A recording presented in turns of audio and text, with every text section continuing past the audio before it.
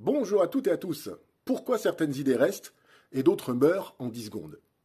On entend des centaines de messages par jour, des posts, de la pub, des pitchs, des présentations, et pourtant très peu restent en mémoire. Pourquoi? Parce qu'une idée ne marque pas juste parce qu'elle est bonne, elle marque parce qu'elle est construite pour rester.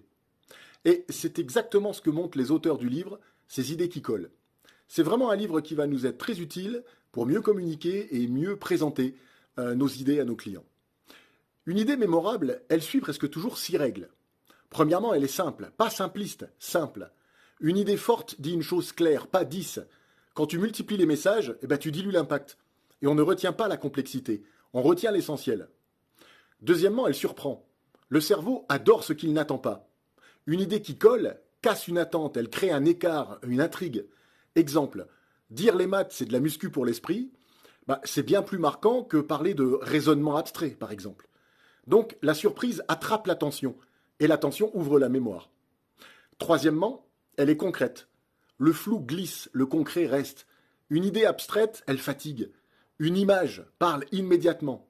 Par exemple, dire qu'un pop-corn de cinéma contient plus de gras qu'un petit déjeuner au bacon, plus un Big Mac, plus un steak, c'est beaucoup plus fort que de dire 37 grammes de graisse saturée. Là, le concret se voit, et ce qu'on voit se retient. Quatrièmement, elle paraît crédible. Une idée doit sembler vraie. Pas forcément parce qu'un expert l'a dit, mais parce qu'elle est illustrée, précise, incarnée et vérifiable. Les détails concrets, les exemples réels, les chiffres bien comparés, ça donne de la force. Une idée floue, elle se discute. Une idée crédible, elle s'impose.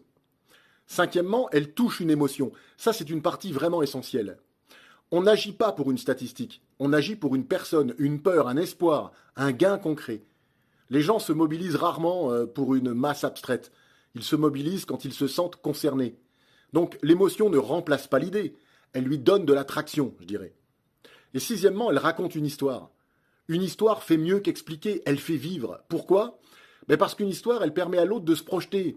Elle va montrer un problème, une tension, une décision, une issue. Une histoire, elle n'informe pas seulement, elle entraîne mentalement à agir. Alors pourquoi tant de messages échouent? Parce qu'ils sont trop longs, trop techniques, trop abstraits, trop froids, trop génériques. En clair, ils veulent être intelligents au lieu d'être tenus. Donc une idée forte n'est pas celle qui dit tout, c'est celle qui laisse une trace. Et si tu veux qu'un message reste, si tu veux que ton message percute, demande-toi, est-ce que c'est clair? Est-ce surprenant? Est-ce concret? Est-ce crédible? Est-ce émotionnel? Et est-ce que c'est racontable? Si la réponse est non à plusieurs de ces points, ton idée, elle est probablement déjà en train de mourir.